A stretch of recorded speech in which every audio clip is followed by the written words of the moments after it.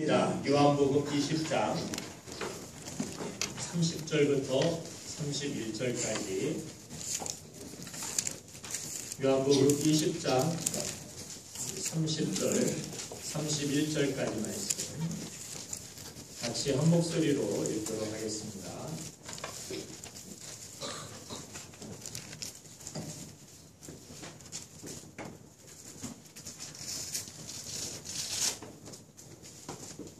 요한복음 20장 30절 31절 시작. 예수께서 제자들 앞에서 이 책에 기록되지 아니한 다른 표적도 많이 행하셨으나 오직 이것을 기록함은 너희로 예수께서 하나님의 아들 그리스도이심을 믿게 하려 함이요 또 너희로 믿고 그 이름을 힘입어 생명을 얻게 하려 함이니라. 아멘. 아멘. 우리 옆 사람에게 인사하겠습니다. 주님의 이름으로 당신을 사랑하며 축복합니다. 주님의 이름으로 사랑하며 축복합니다. 그리고 주 안에서 좋은 일들이 있을 것입니다. 주 안에서 좋은 일이 있을 것입니다. 네, 우리는 그렇게 서로를 축복하는 축복의 통로가 되어지길 원합니다. 그렇게 하나님께서는 우리를 불러주셨고 많은 사람들에게 생명을 얻게 하는 그런 믿음의 축복의 통로로서 우리를 사용하여 주실 줄로 믿습니다. 자, 오늘도 그런 기대를 가지고 하나님 나를 붙들어 주옵소서, 나를 사용하여 주옵소서, 나에게 복을 더하시고 나를 축복하시사 많은 사람들에게 그러한 은혜를 끼치는 축복의 통로로 살아가게 하여 주옵소서. 그런 소망이, 그런 기대가 여러분들 믿음 안에서 이루어지길 간절히 소망합니다. 자, 우리는 지금 신약성서의 순서를 따라서 사복음서에서부터 이 복음의 핵심이 무엇인가를 우리가 묵상해 오고 있습니다. 복음의 핵심은 무엇입니까? 바로 예수 그리스도십니다. 예수가 그리스도시라는 것, 예수가 메시아시고 예수가 나의 죄를 대신하여 대속하여 십자가에서 죽으시고 또한 부활하시고 우리에게 생명을 주시는 영원한 생명을 얻게 하시는 그분, 바로 예수 그리스도가 나의 하나님, 나의 구주라는 사실을 우리가 묵상해 오고 있습니다. 그것이 바로 복음의 핵심이라는 것입니다. 자, 그런데 그런 예수님의 생애를 증언하기 위해서 왜 단 하나의 복음으로 그렇게 단순하게 설명하지 아니하고 4명의 각각 다른 저자를 통해서 증거해야 했는가? 우선 4명의 저자가 복음서를 쓴 그런 대상들이 1차적으로 달랐습니다. 마태복음은 1차적으로 유대인을 대상으로 쓰여진 것입니다. 그리고 마가복음은 로마인을 대상으로 하여서 1차적으로 그들에게 읽혀지게 하기 위하여서 썼습니다. 그리고 누가복음은 그리스 문화, 바로 헬라 사람들, 헬라인들을 우선 대상으로서 썼다라는 것입니다. 그런데 요한복음은 다릅니다. 이 복음서는 처음부터 광범위하게 모든 지역, 모든 사람들을 대상으로서 썼다라고 이야기할 수 있겠습니다. 그래서 성경 4복음서는 서로 다른 예수님을 바라보는 그런 시각을 통해서 결국에는 균형 잡힌 예수님에 대한 시각을 우리에게 갖게 하기 위해 4개의 복음서로 쓰여졌다라는 것입니다. 여러 가지 그러한 신문들을 우리가 읽어볼 때에도 각 사람의 사상들이 다르고 신문사들이 추구하는 그들의 중요시 여기는 모습들이 다 다른 가운데 여러 가지 신문을 읽어볼 때 그 가운데 우리가 균형을 얻을 수 있고 객관적인 시각을 얻을 수 있듯이 이 성경의 4복음서에 서로 다른 예수님을 바라보는 시각을 통해서 결국에는 우리가 균형 잡히고 객관적으로 예수 그리스도를 바라보는 시각을 우리에게 허락하여 주고 있다는 것입니다. 한 성서학자는 이 4복음서를 예수님의 생애를 노래하는 사중창과 같다라고 이야기를 했습니다. 자, 음악에 각기 다른 그러한 파트가 어우러져서 아까 성가대가 또 악기들이 다 어우러져 가지고 알토면 알토, 베이스면 베이스, 테너면 테너, 소프라면 소프라로 다 함께 어우러져서 하나의 찬양, 자, 그 하나의 노래를 하고 있듯이 이 4복음서도 마찬가지로 함께 노래하고 함께 찬양하고 함께 중요하게 우리에게 이야기하고 있는 그 메시지가 무엇입니까? 바로 예수 그리스도라는 것입니다. 예수님은 그리스도시다. 우리를 죄에서 구원하여 주시기 위하여 이 땅에 오신 하나님의 아들이다. 모두가 다 함께 그 주님의 은혜를, 하나님의 그 사랑을, 하나님의 선물을 찬양하고 있는 그 사중창과 같다라는 그 이야기가 제 마음에 참 와닿았습니다. 사도 요한은 기도 중에 주님이 계시는 어떤 천상의 보좌를 옹이한 내 생물의 환상을 보는 모습을 요한계시록에서 4장 7절에서 이야기합니다. 뭐라고 이야기하느냐면 한번 같이 한번 읽어보겠습니다. 시작. 그 첫째 생물은 사자 같고 그 둘째 생물은 송아지 같고 그 셋째 생물은 얼굴이 사람 같고 그 넷째 생물은 날아가는 독수리 같은데. 자, 주님이 계시는 천상의 보좌를 옹호하고 있는, 하나님 나라를 옹호하고 있는 그 내 생물의 환상을 사도 요한, 이 요한복음을 기록한 이 요한이 요한계시록에서 다시금 그 보좌의 환상을 보면서 이야기할 때, 자, 이런 특별한 어떤 생물들의 모습들을 기록하고 있는 것을 보게 됩니다. 유명한 교부 어거스틴이 이 네 생물이 바로 네 복음서의 기저가 증언한 예수님의 네 가지 특성과 일치한다라고 그렇게 설명을 했습니다. 그래서 마태복음의 별명이 무엇이냐면 사자복음이라고 부릅니다. 마가복음은 또 다른 별명으로 송아지복음이라 그렇게 부릅니다. 송아지 볶음이 아니라 송아지 복음입니다. 누가복음은 사람복음이라 그렇게 부르고 요한복음은 독수리 복음이라 그렇게 불러집니다. 사자는 밀림의 왕입니다. 마태복음은 유대인의 왕으로 오신 예수님을 증언하는 그러한 일에 초점을 두는 모습을 봅니다. 또 송아지나 소의 특징은 무엇입니까? 헌신적인, 또 제물로 드려진 이러한 모습을 뜻하고 있습니다. 그래서 마가복음은 하나님의 종으로 오신 예수님을 증언합니다. 무엇을 위하여? 십자가에 죽으시기 위하여, 제물로 드려지기 위하여, 우리 죄를 위하여서 그렇게 순종적으로 아버지의 뜻대로 하옵소서, 아버지의 뜻을 이루는 제물과 같은 어린 양의 모습, 송아지와 같은 그런 모습으로 드려지는 모습을 성경은 기록하고 있습니다. 또한 누가복음은 사람복음, 무엇입니까? 참된 사람으로, 인자로 이 땅에 오신 예수 그리스도를 말씀하고 있습니다. 그래서 아기 시절의 어떤 강고에 쌓인 예수님을 말하고 10대 시절에 성전에서 박사들과 토론하는 그런 어린 시절의 예수님의 모습은 오직 누가복음에만 기록되고 있는 것을 보게 됩니다. 그런가 하면 네 번째 생물, 이 독수리는 하늘의 왕자를 뜻합니다. 요한복음은 독수리 복음이라 그렇게 불러지는데, 예수님의 하나님의 아들 되신, 인간의 몸으로 이 땅에 오셨지만 그분은 그냥 인간 그 자체가 아니라 무엇입니까? 신성을 가지신, 하나님의 성품, 하나님의 모든 것을 가지신 예수 그리스도는 바로 하나님의 아들이시다.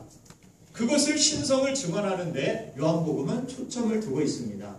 그래서 사도 요한이 오늘 우리가 함께 읽은 요한복음을 통하여서, 자, 복음의 핵심이, 그가 전하고자 하는 복음의 핵심이 무엇입니까? 그 대답은 하나님의 아들이신 예수님을 믿음으로 우리가 영원한 생명을 얻게 되었다라는 것, 이것이 바로 요한이 전하고 있는 복음의 핵심이라는 것입니다.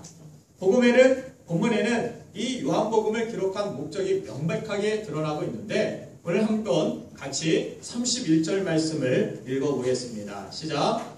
오직 이것을 기록함은 너희로 예수께서 하나님의 아들 그리스도심을 믿게 하려 함이요 또 너희로 믿고 그 이름을 힘입어 생명을 얻게 하려 함이니라. 아멘. 요한복음을 기록한 목적이 무엇이냐? 하나님께서 나의 손을 통하여, 나의 삶을 통하여서, 나의 증언을 통하여서 우리들에게, 독자들에게 무엇을 얻게 하시기 위하여서 이렇게 성경에 기록하고 있느냐? 무엇입니까? 생명을 얻게 하는 것, 또한 믿음을 갖게 하는 것, 이 두 가지를 강조하고 있다는 것입니다. 믿게 하는 것, 그리고 생명을 얻게 하는 것, 이 두 가지를 강조하고 있는데, 예수님의 하나님의 아들 되심을 믿고 우리가 생명을 얻고 누리게 되는 것, 그것이 바로 요한이 증거하고 있는 복음의 본질이라는 것입니다. 그러면 요한이 예수님이 하나님의 아들이심을 강조한 이유가 무엇이겠습니까? 예수님이 단순히 훌륭한 학자였다라면, 훌륭한 스승과 같은 분이었다라면 우리의 위대한 스승은 될 수 있는지 모르겠지만 우리의 구원자는 될 수 없다라는 것입니다. 그냥 훌륭한 스승일 뿐이지 우리를 죄에서 구원해내고 생명을 얻게 하는 구세주는 스승이 할 수 없다라는 것입니다. 아무리 훌륭한 선생님이라 할지라도, 아무리 훌륭한 스승이라 할지라도 우리에게 생명을 줄 수 없다라는 것입니다. 예수님이 단순히 그런 훌륭한 스승이 아니라 그분은 어떻게 해야 됩니까? 하나님이시기 때문에 인간 이상의 분이라는 사실입니다. 또한 인간 이상의 분이셔야만 됩니다. 그래야 우리를 구원해낼 수 있습니다. 영원한 생명을 갖게 할 수 있습니다. 그리고 그분은 인간 이상의 분이시기 때문에 우리를 구원하실 수 있는 분이십니다. 그래서 우리를 죄에서 구원하실 메시아는 바로 하나님 아들이셔야만 됩니다.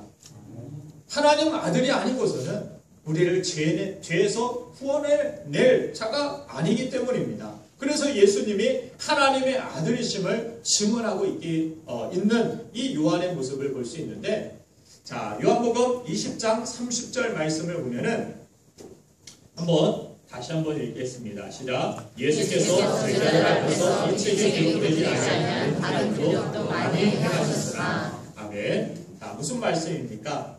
예수님이 여기 성경에 기록되지 아니한 기적들과 이사들을 아주 많이 나타내셨다라고 말씀하고 있습니다. 그런데 이 많은 다른 표적들을 많이 행하셨지만 오직 여기에서는 7가지 기적만을 요한이 기록하고 있다라고 증언하고 있는 것입니다.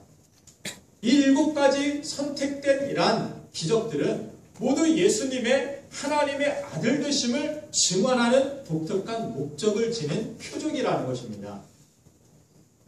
이것이 단순히 기적 그 자체에 사람들이 막 기적 가운데서 배불리 먹었더라, 병자가 38년 된 병자가 나았더라, 이런 기적 그 자체를 이야기하기 위하여서 기적을 지금 성경에 기록하고 있는 것이 아니라, 기적을 기록하면서 특별히 7가지만 뽑아가지고 내가 수많은 그 외의 기적들도 많이 있었지만 7가지만을 너에게 지금 증언하고 있는데, 그 증언이 무엇이냐? 30절 말씀과 같이 다른 표적도 많이 행하셨으나 오직 이것을 너에게 기록하고 있다. 이것은 너에게 믿음을 갖게 하고 그분이 하나님의 아들 예수 그리스도이심을 믿게 하려 함이라. 그래서 너희가 그 믿음을 가지고 그 기적들을 보고 생명을 얻게 하시기 위하여서 이 기록을 내가 하고 있다라고 말씀하고 있습니다. 여러분들의 삶 가운데서 예수 믿는 삶 가운데 어떻습니까? 기도의 기적 많이 체험하시죠? 성령의 능력의 기적 많이 체험하시죠? 병든 자가 나음을 받고 고침을 받고 아이 낳지 못하는 사람들이 아이를 낳고 정말 성령의 놀라운 역사와 기적들을 우리의 삶에 얼마나 많이 체험합니까? 경제적으로 무너졌던 사람들이 하나님을 믿고 하나님을 잘 섬기는 믿음 안에서 회복되어지고 하나님의 놀라운 축복 가운데 역사를 맛보는 사람들이 얼마나 많이 있습니까? 저만 그렇습니까? 믿는 사람들이 많이 체험하는 일반적인 기적들 얼마나 많이 있습니까? 그런 기적을 한 번도 체험하지 못했다면 여러분들 체험하시길 간절히 축원합니다.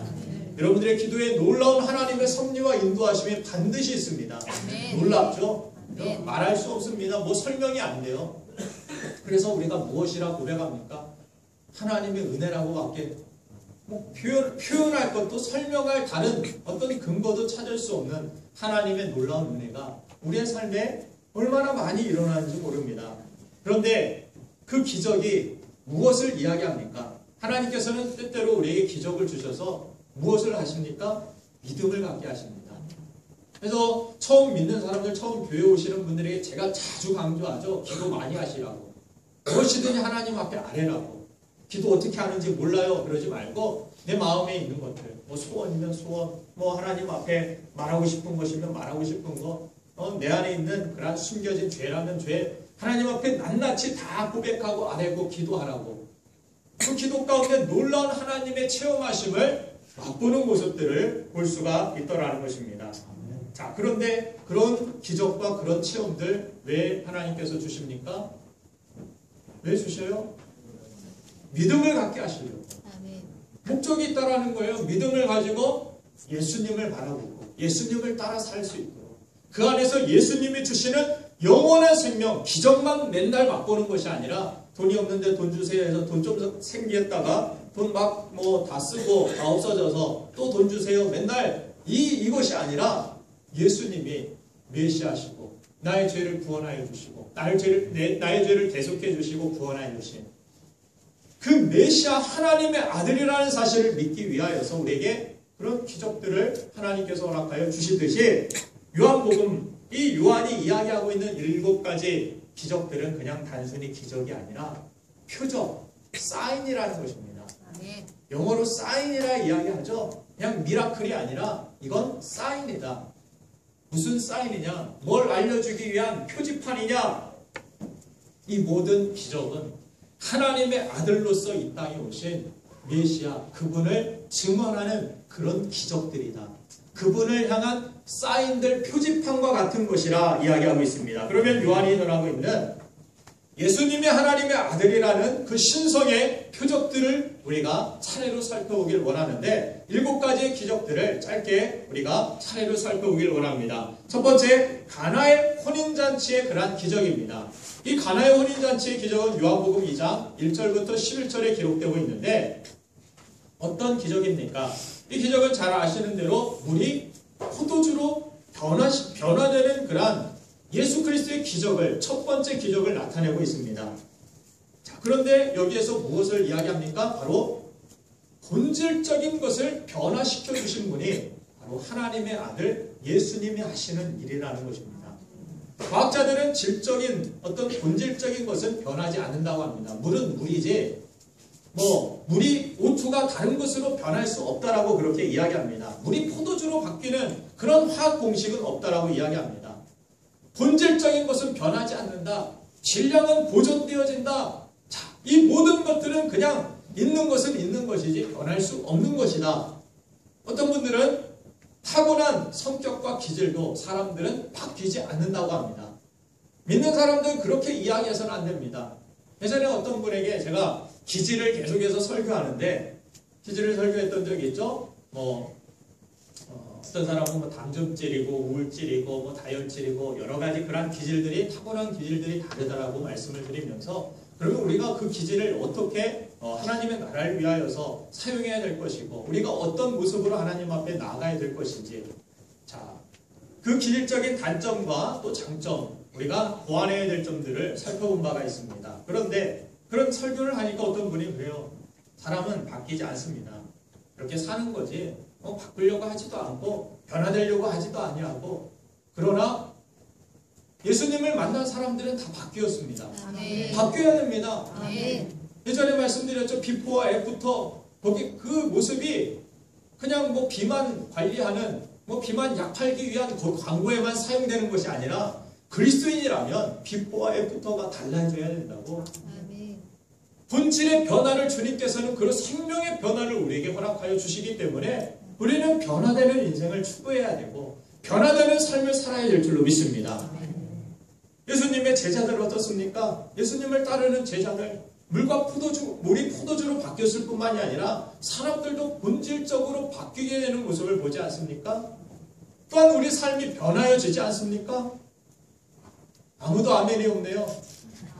그냥 포기하고 삽니까? 그건 그 사람들 얘기고 제자들이 그런 삶을 산 것뿐이고 나는 납니다. 안 바뀝니다. 이게 아니라 주님 나를 변화시켜 주옵소서. 나를 새롭게 변화시켜 주옵소서. 물과 같이 그냥 맹물과 같은 그런 인생을 주님께서 정말 향기나는 포도주와 같이 많은 사람들에게 기쁨을 나눠줄 수 있는 생명을 줄 수 있는 그러한 혼인잔치의 기쁨을 줄 수 있는 천국잔치의 기쁨을 전해줄 수 있는 그런 사람으로 나를 변화시켜 주옵소서.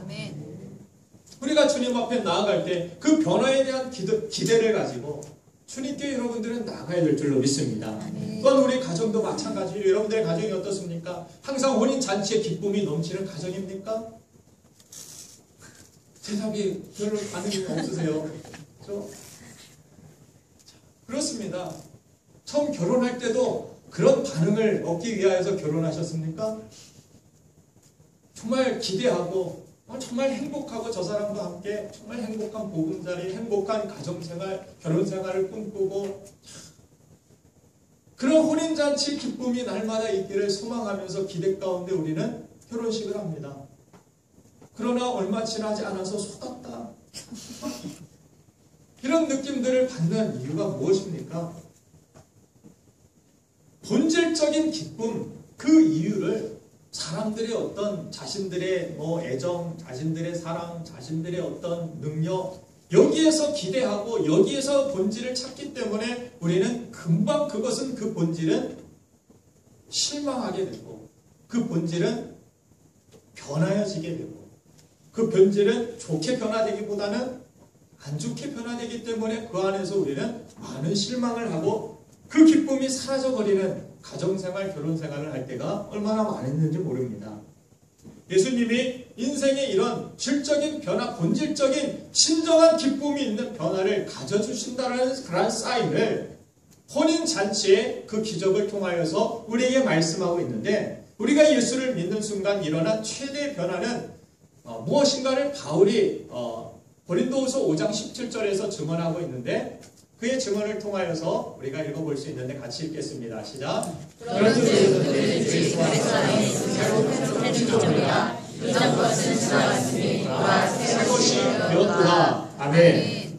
이 새로운이라는 말이 히라보에서 질적인 새로움을 뜻하고 있습니다. 본질적인 새로운 것. 예수를 그리스도 곧 구주로 만나는 순간 바로 우리에게 일어난 질적인 새로움의 변화의 증언을 고백하고 있는 것입니다. 가나의 혼인잔치 사건 이후에 사도 요한이 이렇게 고백을 합니다. 요한복음 2장 11절입니다. 같이 읽습니다. 시작. 예수께서 이 첫 표적을 갈릴리 가나에서 행하여 그의 영광을 나타내시매 제자들이 그를 믿으니라. 아멘. 예수님께서 본질적인 변화의 주인이심을 보여주는 표적이었다라는 것입니다. 그 표적을 보고 사람들이 믿었다라고 이야기합니다. 요즘 많은 가정들이 말씀을 떠나서 죄의 고통 속에서 깨지고 아파하는 가정들을 많이 봅니다. 그 본질적인 이유는 돈이 없어서도 아니고 나이가 들어서도 아닙니다. 예수님이 없기 때문입니다. 예수님을 만나 예수님을 쫓아 살아가지 않기 때문입니다. 아무리 지금은 서로 사랑하고 미래의 어떤 부푼 꿈을 안고 혼인을 하고 잔치로 기쁨을 결혼식으로 표현하지만 그 가정에 예수님이 없다면 표면적인 그 기쁨과 기대는 얼마 지나지 않아서 포도주가 떨어져 버리면 그 기쁨은 사라지고 맙니다. 실망과 좌절로 바뀔 수밖에 없다는 것입니다. 그런데 둘 다 주님을 믿는 가정에서도 풍랑이 불 때가 얼마나 많이 있습니까? 저희 가정에서도 예전에는 그랬습니다. 풍랑이 불 때가 많이 있었습니다. 풍랑이 막 불어요. 부부간에. 예수님 믿는 가정도 이런데 제가 그런 생각을 많이 합니다. 예수님 안 믿는 가정은 오죽할까? 자기 감정대로 하나님을 의식하지도 않으니까 말씀도 없으니까 주님이 세워주신 가정이라는 생각도 없으니까 기분 나쁘면 이혼해버리고 기분 나쁘면 그냥 바람 피고 내 좋은 대로 내 감정대로 살아버리는 그런 삶에 어떻게 기쁨이 있겠습니까? 정말 제가 제 가정에서 그런 풍랑을 경험하고 그 풍랑을 예수님을 믿고 예수님을 의지하고 주님께 기도하고 그 감정을 그 상황을 주님의 어떤 다스리심 속에 없었다라면 저희 집안은 지금도 풍랑이 참자지를 않았을 것입니다. 근데 지금은 그래요. 조금 풍랑이 일 것 같으면 느낌이 온다 하면은 이제 서로가 압니다. 서로가 알고 침묵하고 그 다음날 기도하고 하나님 앞에 나아가면 금방 그 풍랑이 잠재워집니다. 예수님 때문에 잃어버릴 뻔한 그러한 기쁨이 다시 회복이 되어지고 다시 그 기쁨이 넘치는 모습들을 경험할 때 여러분들에게도 말씀을 드리고 싶은 것은 여러분들 자녀들에게도 마찬가지입니다. 자녀들에게 돈 많은 사람 만나라. 좋은 직장 가진 사람 만나라. 자, 그런 것들을 가진 사람이면 무조건 오케이 이러면 안 된다라는 것입니다. 다른 원수는 준비가 좀 안 되어 있어도 좀 괜찮습니다. 살면서 가질 수도 있고 취할 수도 있으니까. 예수님이 그러나 없으면 믿음이 준비되지 않으면 언젠가는 모래 위에 지은 집과 같은 그렇게 어떤 때 풍랑이 몰아치게 되면 한순간 지금까지 쌓아 올렸던 지금까지 가지고 있던 간직하고 소망하고 있었던 기대와 소망이 한순간에 무너지는 것, 물거품이 되어버리는 것, 그것이 예수님 없는 삶의 특징이라는 것입니다. 예수님 없는 삶의 가정의 모습이라는 것입니다. 그래서 언제 터질지도 모르는 시한폭탄을 안고 살아가는 가정들, 지금은 뭐 돈이 조금 있어가지고 서로 뭐 돈 벌어다 주니까 그냥 뭐 행복해요 뭐 이렇게 할 수는 있는지 모르겠지만, 어느 순간인가 그 폭탄이 터지게 되면 예수님 없는 가정들은 그렇게 산산조각 나고 그렇게 깨질 수밖에 없다는 사실입니다. 그런데 결혼의 본질, 그 안에 본질이 무엇이 있습니까? 예수 그리스도가 있을 때, 믿음이 있을 때, 믿음의 반석 위에 세운 집은 아무리 풍랑이 일어도 무너지지 않습니다. 흔들림 없습니다. 그 안에 참된 기쁨이 있기 때문입니다. 예수님이 그 가정의 기쁨이 되고, 예수님이 참된 그 가정의 구원자가 되시고 메시아가 되시기 때문에, 그러면 우리가 가정과 결혼 생활의 궁극적인 행복과 기쁨의 근본이 어디에 있습니까? 여러분, 어디 있다고 믿으십니까? 바로 예수 그리스도를 믿으며 그분을 모시고 따라가는 삶을 사는 것, 그 가운데 진정한 본질, 가정의 행복이 있고 삶의 기쁨이 있고 삶의 충만함이 있다는 사실입니다. 제가 여러분들보다 뭐 돈이 많아가지고 기쁨을 전하고 있습니까? 사도 바울이 감옥 속에서 다른 감옥 밖에 있는 사람에게 내가 또 말하고 내가 또 말하노니 기뻐하고 기뻐해라. 오히려 감옥 안에 있는 사람이 감옥 밖에 있는 사람 보고 위로해주고 있고 기쁨을 전하고 있습니다. 왜 그렇습니까? 그 감옥 안에서 뭐 보화를 발견했기 때문입니까? 그 감옥에서 월급을 많이 받고 연봉을 많이 받아서 그렇습니까? 아닙니다. 매질을 당하고 고난을 당하고 힘들고 어려운데 그 기쁨을 빼앗을 수 없는 예수 그리스도께서 주시는 기쁨이 있었기 때문입니다. 여러분들 지금 기쁘십니까? 그 기쁨을 잃어버렸다라면 예수님이 내 삶 가운데 내 마음 중심이 없기 때문입니다. 내 마음에 돈밖에 없고 내 마음에 내가 추구하는 욕심밖에 없고 내 생각밖에 없어서 여러분들은 기뻐하지 않는 것입니다. 여러분들 이제부터 본질이 바뀌어지길 원합니다. 내 마음의 중심에 예수 그리스도가 계시고 예수님이 내 삶의 본질을 그 기쁨으로 바꿔주시는 혼인 잔치의 기쁨이 날마다 저와 여러분들의 있기를 간절히 축원합니다. 두 번째 기적이 무엇이냐면 왕의 신하의 아들을 고쳐주신 그러한 기적입니다. 요한복음 4장 46절부터 54절에 기록되고 있는 그러한 말씀인데 54절 말씀 같이 읽겠습니다. 시작. 이것은 예수께서 유대에서 갈릴리로 오시는데 이것이 두 번째 표적이니라. 아멘. 두 번째 표적, 두 번째 사인이 무엇이냐? 왜 예수님이 하나님의 아들 신성을 가진 참된 신이시냐? 자, 갈릴리 가나에 계신 예수님께 왕의 신하가 와서 무엇을 이야기하냐면 자기 아들이 죽어가고 있으니까 고쳐달라고 예수님께 호소합니다. 그의 아들이 하루 반나절 이상을 걸어가야만 하는 그러한 거리에 있는 가버나움이라는 곳에 자기 아들은 있었습니다. 아마도 아픈 이 아들이 있는 곳으로 같이 가주셔서 고쳐주실 것을 기대했을 것입니다. 그런데 예수님은 너 혼자 가라. 그러면서 내 아들이 살아있다. 50절 말씀에서 그렇게 이야기합니다. 가라. 네 아들이 살았다. 그 사람이 예수님께서 하신 말씀을 믿고 갔더니 가보니까 어떻게 됩니까? 아들이 살아났습니다. 죽을 병에 걸렸는데 뭐 큰 사고를 당했든지 죽을 위기에 있었는데 예수님 말씀을 믿고 나아갔더니 살아났습니다. 무슨 이야기입니까? 예수님은 하나님의 아들이시기 때문에 공간을 초월하셔서 역사하시고 일하시는 참된 하나님이라는 것입니다. 왕의 신하가 집이 있는 곳으로 가다가 길에서 하인들을 만나가지고 예수님께서 선언하신 그 순간 기적이 그때 일어났다는 것을 확인하게 됩니다. 예수님이 누구십니까? 이 둘째 표적은 그분이 공간과 거리를 초월하여서 일하시는 참된 하나님이라는 사실을 말씀하고 있습니다. 우리가 믿을 때 믿음의 역사가 나타나는 줄로 믿습니다.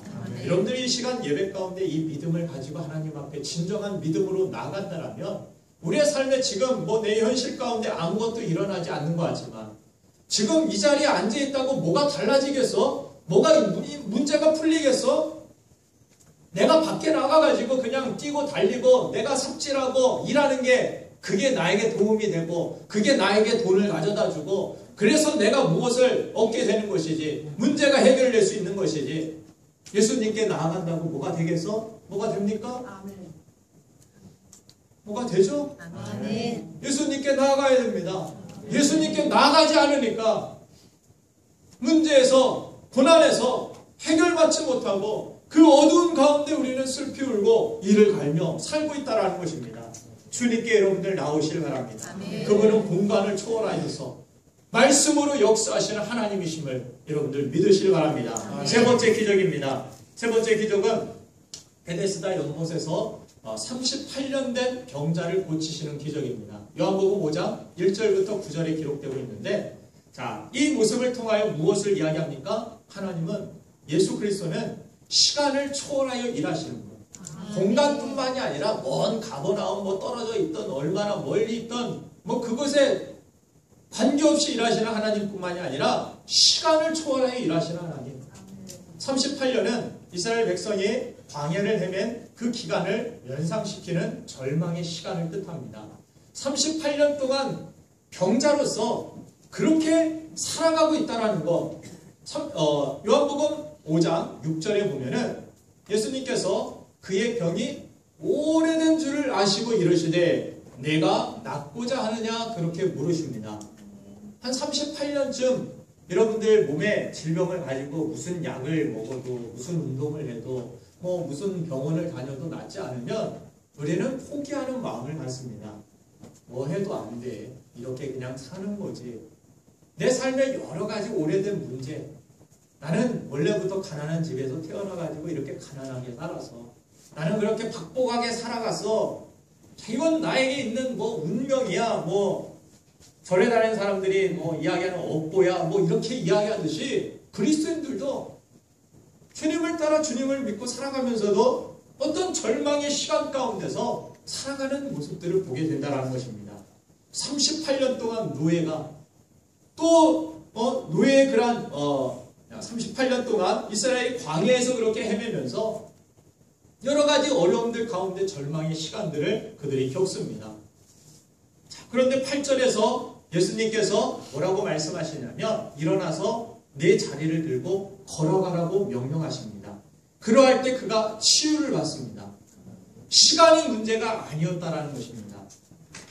시간을 초월하여 일하시는 예수님의 신성을 보여주는 그 사건은 바로 표적이었습니다. 우리의 문제가 얼마나 오래되었든지 그 앞에 나오는 사람들에게 그분의 말씀을 듣는 자에게 그분의 말씀을 믿고 걸어가는 자에게 그는 진실로 해답이 되시고 구원이심을 보여주는 사인의 기적이었다라는 것입니다. 아멘. 자, 이 사실을 여러분들 믿으십니까? 아멘. 얼마나 오래된 그런 시간이었든지 그런 절망의 시간 이제는 예수 그리스도 앞에 그 절망을 내려놓고 그분의 말씀을 믿고 다시 그 침상을 들고서 여러분들 걸어나가는 믿음의 역사가 있기를 간절히 바랍니다. 네 번째 기적은 5,000명을 먹이시는 그러한 기적이 나옵니다.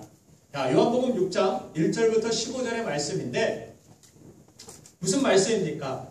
문제의 크기에 관계없이 일하시는 예수님이라는 것을 뜻하고 있습니다. 여인들과 어린이를 합치면 15,000명은 좋게 넘었으리라 성경학자들은 이야기합니다. 남자 수만 생 게 5,000명이죠. 남자 숫자만 생 것이 5,000명인데 그들을 보리떡 5개와 물고기 2마리로 15,000명 이상을 먹였다라는 것. 뭐 과학적으로도 뭐 어떤 것으로도 이해가 될 수 없는 기적입니다. 그런데 그 기적, 그 표적을 통해서 무슨 사인을 이야기하고 있느냐? 예수님은 문제의 크기에 관계없이 15,000명이 되었던 15만 5천 명이 되었던 뭐 150만 명이 되었던 1,500만 명이 되었던 그 문제의 크기에 상관없이 역사하시는 하나님, 그 모든 것들을 풀어주실 수 있는 하나님, 그분에게는 얼마나 많은 양이 있느냐, 얼마나 많은 크기의 문제가 있느냐, 그것이 중요한 것이 아닙니다. 우리가 직면한 문제가 얼마나 많고 크냐, 그분에게 문제가 될 수 없다는 것입니다. 하나님께서 질병, 감기를 고치시는 것과 암을 고치시는 것, 무엇이 어렵겠습니까? 어느 게 더 어렵겠죠? 암입니까? 감기입니까? 어떤 분은 감기, 어떤 분은 암, 그죠? 어떤 분은 가만히 중단, 그죠? 뭘까요? 암이 되었던, 암 할아버지가 되었던, 감기가 되었던 하나님께서는 능치 못하신 하나님은, 우리가 믿는 하나님은, 우리가 항상 인간적으로 모든 것을 생각하려고 하기 때문에 하나님을 믿을 때에도 이 암은 좀 어려울 거야. 이 문제는 너무 커서 하나님도 어찌할 수 없을 거야. 이런 생각을 가지고 하나님 앞에 나아갈 때가 많이 있습니다. 우리가 믿는 하나님은 그런 하나님이 아닙니다.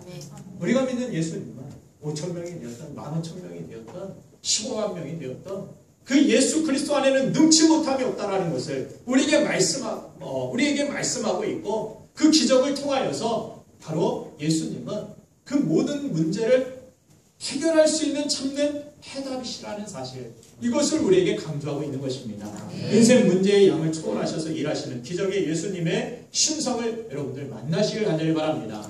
자, 그러면 5번째 기적은 무엇입니까? 파도와 바람을 잠잠하게 하신 그러한 기적입니다. 요한복음 6장 16절부터 21절에 나와 있는 기적인데, 자연 환경을 초월하여 일하시는 예수님이십니다. 제자들이 갈릴리 바다에서 배를 타고 갑니다.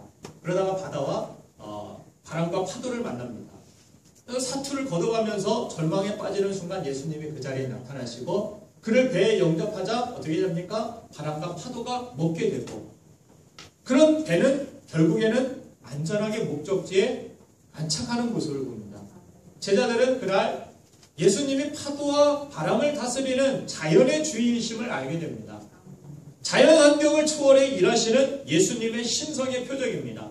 자연 환경 누가 만드셨습니까? 하나님이 창조하셨습니다. 누가 주인입니까? 하나님이십니다. 그런데 그걸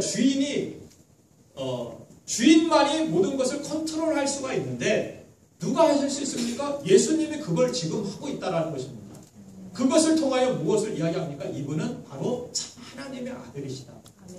이분이 바로 하나님이시다. 이것을 그들에게 알려주고 있다는 것입니다. 주님이 바로 파도와 바람을 만드신 분이심을 알게 된 이 제자들이 그 앞에 엎드려서 하나님에게만 드리는 경배를 드리면서 마태복음 14장 33절에 그런 고백이 있죠. 당신은 하나님의 아들이소이다. 하나님의 당신은 아들입니다. 그가 참된 고백을 주님 앞에 드리고 있는 모습을 봅니다. 그들은 그날 예수님을 하나님으로서 만났다는 것입니다. 예수님은 그렇게 나의 죄를 대신에 인간의 몸으로 우리의 죄를 짊어지셨지만, 그분은 그냥 인간이 아니라 참 하나님이라는 사실, 자연 환경을 초월하여 일하시는 예수님. 이번 여름 성경학교에도 첫날에 막 비가 내리는데 물놀이 앞에서 이렇게 마당에서 하기 위하여서 막 근사한 준비를 했습니다. 우리 진철 형제가 막 아침부터 그 전날 전전날부터 막 준비하고 이리 뛰고 저리 뛰고 하면서 그 무거운 걸 가지고서 막 바람을 넣고 앞에다가 그냥 설치를 하고 하기 위하여서 했는데, 딱 왔는데 새벽 예배에 나왔는데 얼굴이 좀 근심이 있었습니다. 오늘 비가 온다는데. 그래서 전기로 이 에어 마운스이기 때문에 전기로 계속 들어가야 되는데 합선이 되고 그럴까봐 걱정이 되기 때문에 사용하지 못할까봐 준비가 허사가 될까봐 그랬는데, 믿음 안에서 선언했습니다. 하나님께서 일하실 것을. 그렇게 믿고 계속해서 저는 하루 종일 기도했어요. 우리 어린 아이들 실망하지 않도록 하나님 오후라도 좋은 일기를 달라고. 저는 제 기도에 응답했다라고, 저는 응답하셨다라고 저는 믿습니다. 저만의 착각 아니에요. 예전부터 그래요. 저희가 수련회 갈 때, 어디를 갈 때, 무슨 행사가 있을 때 정말 기가 막힌 하나님의 은혜와 섭리로 자연 환경도 맞춰주시는 모습을 봅니다. 다른 지역에는 비가 내렸는지 어쨌는지 모르겠지만, 구하는 자에게 하나님을 기대하고 믿는 자들에게 하나님은 이 모든 자연 환경까지도 하나님의 백성들에게 놀라운 축복으로서 역사하여 주실 수 있다는 사실, 이것을 여러분들 믿으시길 간절히 바랍니다. 비는 어쩔 수 없어? 아닙니다. 해야 멈춰라, 태양아 멈춰라 할 때 해가 멈추고 태양이 멈추는 사건들이 성경에 기록되고 있지 않습니까? 놀라운 하나님은 이 우주 만물의 주인이시기 때문에 능치 못함이 없는 하나님이신 줄 믿습니다. 자, 그러면 또다시 우리가 6번째 그런 사인 무엇입니까? 나면서 맹인된 사람을 고치신 기적입니다. 요한복음 9장 1절부터 12절에 소개되고 있는데 이 사실은 무엇입니까? 운명을 초월하여 일하시는 예수님이라는 것입니다. 나면서부터 그것을 강조하고 있습니다. 태어날 때부터 그렇게 타고났다라는 것입니다. 어찌 할 수 없는 도리라는 것입니다. 이건 사람들이 다 이야기하기를 너는 그냥 운명이다. 나면서부터 그렇게 태어났는데 그렇게 살아야 돼. 이것을 이야기합니다. 그래서 제자들이 나면서부터 앞을 볼 수 없는 사람, 이 사람을 둘러싼 제자들의 질문으로 시작되고 있는데 2절에 보면은 당시 사람들이 갖고 있었던 보편적인 그런 편견을 드러내는 질문이 있습니다. 무슨 이야기하면 랍비여, 이 사람이 맹인으로 난 것이 누구의 죄로 인함이니까? 자기니까? 그의 부모니까? 어느 쪽이든 운명론적인 그러한 인과론에 근거하고 있다는 것입니다. 부모 때문에 이렇게 된 것입니까? 그 결론이 이렇게 끝난 것입니까? 누구 죄 때문입니까? 다 내 죄 때문이야. 뭐 우리 부모님들 뭐 그럴 때가 많이 있는데 운명론적인 그런 생각 가운데서 그렇게 생각을 합니다. 다 그것이야. 그래서 어떤 사람들은 조상 가게에 흐르는 저주를 끊어라 막 이렇게 해서 그 저주를 끊어버려야 된다 하는데 그것도 맞지는 않습니다. 옳은 이야기는 아닙니다. 예수 그리스도를 믿음으로 말미암아서 우리의 모든 죄와 저주들은 끊어졌다라고 주님은 선언하십니다. 죄와 저주는 끊어졌습니다. 운명에 달려서 우리가 가게에 흐르는 저주가 있고 어디 수맥을 따라가지고 어디를 따라가야 되고 아닙니다. 미신 같은 것입니다. 예수 안에서 아무리 운명이 어떻게 되었다 할지라도 그 운명을 바꾸실 수 있는 창조자, 그분은 바로 예수 그리스도십니다. 요한복음 9장 3절에서 이야기합니다. 같이 읽겠습니다. 시작. 예수께서 대답하시되 이 사람이나 그 부모의 죄로 인한 것이 아니라 그에게서 하나님이 하시는 일을 나타내고자 하심이라. 아멘. 그리고서 그의 눈에 진흙을 바르시고 실로암 못에 가서 씻음으로 눈을 뜨게 하십니다. 한 신학자가 진흙을 바르게 하신 것은 인간을 본래 진흙으로 빚으신 그분이 바로 창조주이심을 보여주시는 사건이라고 증언합니다. 어느 부분 맞다라고 생각합니다. 그 진흙을 하필이면 그냥 진흙을 바르냐, 그냥 가서 씻으라고 말씀만 하셔도 되는데 왜 진흙까지 발라가지고 예수님은 그러한 모습을 보여주시고 그렇게 고치게 하셨는가? 창조의 그러한 사건, 진흙으로 우리의 몸을 지으시고 흙으로 지으신 하나님의 창조, 그것을 예수님이 지금 땅에 오셔서 그것을 이행하고 있다는 것입니다. 창조의 사건을 지금 재현하고 있다는 것입니다. 무엇입니까? 운명을 초월해서 일하시는, 운명을 바꾸실 수 있는 창조주 하나님, 자신이심을 보여주고 있는 표적이라는 것입니다. 그러면 마지막 사인은 무엇입니까? 마지막 사인은 7번째, 죽은 나사로를 살리신 기적입니다. 놀라운 사건이죠. 다른 거 고치고 떡 좀 주고 그런 것과는 차원이 다른 기적입니다. 요한복음 11장 1절부터 44절에 나오는데 이것은 무엇을 이야기합니까? 카톡이 아니라 죽음을 초월하시는 예수님입니다. 죽음을 초월하시는 예수님, 죽음을 이기시는 분. 죽음은 인간 누구나 삶의 마지막 여정에서 피할 수 없는 절망입니다. 예수님이 이 땅에 계실 때 사랑하는 제자였던 나사로가 병을 얻어서 죽게 되었습니다. 11장 3절에 보니까 사랑하시는 자가 병들었나이다 그렇게 기록합니다. 주님께서 사랑하시는 자들도 병들고 죽습니다. 만일 죽음이 인생의 마지막 사건이라면 복음은 없습니다. 그런데 예수께서 나사로의 무덤 앞에서 복음을 선포하십니다. 그 복음이 무엇입니까? 요한복음 11장 25절 말씀입니다. 같이 읽겠습니다. 시작. 예수께서 이르시되 나는 부활이요 생명이니 나를 믿는 자는 죽어도 살겠고. 아멘. 그리고 그가 무덤 속에 들어가서 죽은 지 나흘 된 그를 향해 명령하십니다. 나사로야 나오라. 나사로야 나오라. 아멘. 이 사건으로 그가 인류 역사의 마지막에 있을 드라마, 부활의 사건을 지금 증언하고 있다는 것입니다. 예수가 바로 죽은 자들의 부활의 주가 되심을 보여주는 사인, 표적이라는 것입니다. 요한이 전하는 이 복음이 바로 이 예수 그리스도가 하나님의 아들심을 보여주는 그러한 장면입니다. 예수님은 질적 변화의 주인이시고 공간을 초월하시고 시간을 초월하시고 양을 초월하시고 어떤 상황도 운명도 초월하시고 마침내 죽음을 이기시고 죽음을 부활로 바꾸시는 분, 그분이 우리 주님이 되셨다면 우리가 무엇이 두렵겠습니까? 무엇이 염려가 있겠습니까? 요한이 전하는 복음은 우리가 그를 믿음으로 궁극적으로 영생을 얻게 된다는 사실입니다. 이 영생은 죽은 다음에 누리는 천국의 소망만이 아닙니다. 요한은 요한복음서에서 영생을 지금 여기에서 현재 누리는 것으로 증언하고 있습니다. 요한복음 5장 24절 말씀 보면 나 보내신 이를 믿는 자는 영생을 얻었고, 자, 이어서 나오는 말씀 요한복음 6장 47절 말씀을 보겠습니다. 시작. 진실로 진실로 너희에게 믿는 자는 영생을 가졌나니.